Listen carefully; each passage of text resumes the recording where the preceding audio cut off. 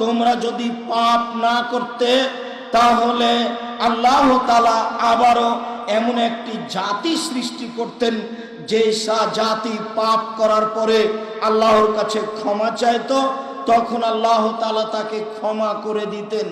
কাজেই এই কথার অর্থ এই নয় যে মানুষকে আল্লাহর নবী পাপ করতে বলছেন, বরং আল্লাহর নবী এই কথা বলছেন যে পৃথিবীর মানুষ, তোমাদের যদি পাপ হয়ে যায় তাহলে তোমরা আল্লাহর কাছে ক্ষমা চাও।